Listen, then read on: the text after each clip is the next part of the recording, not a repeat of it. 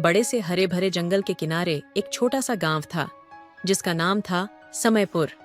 इस गांव के लोग बहुत मेहनती थे, लेकिन उन्हें एक बड़ी समस्या थी। उनके गांव में समय हमेशा तेजी से भागता था। लोग समझ नहीं पाते थे कि उनके दिन कब बीत जाते हैं। गांव के ठीक बीचों बीच एक पुरानी टूटी फूटी घड़ी थी। इस घड़ी के बारे में कहा जाता था कि यह जादुई है, लेकिन समयपुर के लोग इसे महज एक अफवाह मानते थे। कोई भी इस घड़ी पर विश्वास नहीं करता था, लेकिन गांव के किनारे पर रहने वाले एक छोटे से लड़के जिसका नाम था नमन ने इस घड़ी के बारे में बहुत सुना था। उसकी दादी उसे रात को सोने से पहले जादुई घड़ी की कहानियां सुनाती थीं। एक दिन नमन ने तय किया कि वह इस जादुई घड़ी का राज जानने के लिए खुद यात्रा करेगा। वह घड़ी के पास गया और ध्यान से उसे देखने लगा। घड़ी सच में पुरानी और टूट चुकी थी, लेकिन नमन ने कुछ अजीब देखा। घड़ी की सुइयां हल्की हल्की चमक रही थीं, जैसे उनमें कोई जादू छुपा हो। नमन ने घड़ी के पास खड़े होकर सोचा, क्या होगा अगर मैं इस घड़ी को छू लूं? फिर उसने साहस जुटाया और घड़ी को छू दिया। अचानक उसके सामने एक रोशनी की चमक हुई और नमन एक अनजानी दुनिया में पहुंच गया। यह एक अद्भुत और रंगीन दुनिया थी, जहां सब कुछ धीरे धीरे चल रहा था। यहाँ की घास भी इतनी धीमी गति से हिल रही थी कि ऐसा लगता था कि समय ठहर गया हो। नमन ने अपने चारों ओर देखा।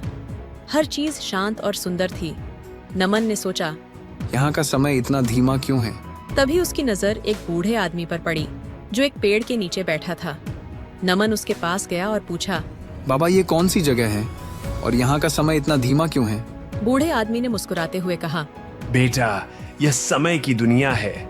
यहाँ समय को संभाल कर रखा जाता है। नमन को अब समझ में आया कि इस दुनिया का समय उसके गांव के समय से बहुत अलग है। बूढ़े आदमी ने नमन से कहा, तुम्हारे गांव की घड़ी टूट चुकी है, इसलिए तुम्हारे गांव का समय हमेशा तेजी से भागता है। अगर तुम चाहते हो कि तुम्हारे गांव का समय सही हो जाए, तो तुम्हें इस घड़ी को ठीक करना होगा। लेकिन यह आसान नहीं है। तुम्हें इसके लिए 3 परीक्षाएं पास करनी होंगी। नमन ने हिम्मत से कहा, मैं तैयार हूँ बाबा। बूढ़े आदमी ने कहा, पहली परीक्षा है धैर्य की। तुम्हें यहाँ इस पेड़ के नीचे बैठकर सूरज के उगने और ढलने का इंतजार करना होगा। यहाँ का समय धीमा है, इसलिए यह परीक्षा तुम्हारे लिए कठिन होगी। नमन ने सोचा कि यह तो आसान होगा, लेकिन जैसे ही वह बैठा, उसे महसूस हुआ कि समय वास्तव में कितना धीमा है। घंटों बीत गए, लेकिन सूरज ढलने का नाम ही नहीं ले रहा था। धीरे धीरे नमन को समझ में आया कि धैर्य क्या होता है। उसने धैर्य से इंतजार किया और आखिरकार सूरज ढल गया। बूढ़े आदमी ने कहा, तुमने पहली परीक्षा पास कर ली है। अब दूसरी परीक्षा है समझ की। तुम्हें यहाँ की नदी के पास जाकर एक ऐसा पत्थर ढूंढना होगा जो किसी भी दूसरे पत्थर से अलग हो। नमन नदी के पास गया और पत्थरों को ध्यान से देखने लगा। सभी पत्थर एक जैसे दिख रहे थे, लेकिन नमन ने अपनी समझ का उपयोग किया। उसने देखा कि एक पत्थर हल्की सी रोशनी बिखेर रहा था। उसने वही पत्थर उठाया और बूढ़े आदमी के पास वापस आया। बूढ़े आदमी ने मुस्कुराते हुए कहा, तुमने दूसरी परीक्षा भी पास कर ली है। अब तीसरी और अंतिम परीक्षा है समय के महत्व को समझने की। तुम्हें इस जादुई दुनिया से वापस अपने गांव जाकर लोगों को समय का महत्व समझाना होगा। नमन ने सोचा, ये कैसे करूँगा? बूढ़े आदमी ने कहा, जब तुम इस दुनिया से वापस जाओगे तो तुम्हारे पास बहुत कम समय होगा।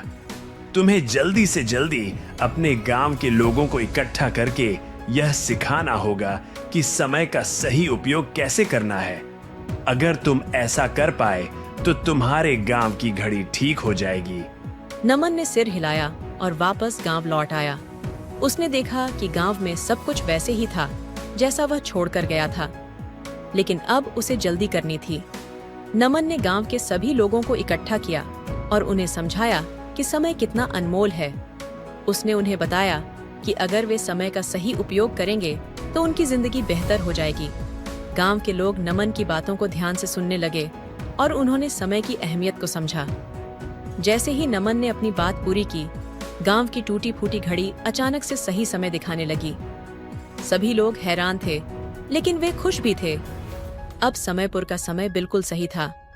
गांव के लोग खुशहाल जीवन जीने लगे और नमन ने सीखा कि धैर्य, समझ और समय का सही उपयोग ही जीवन की सबसे बड़ी पूंजी है।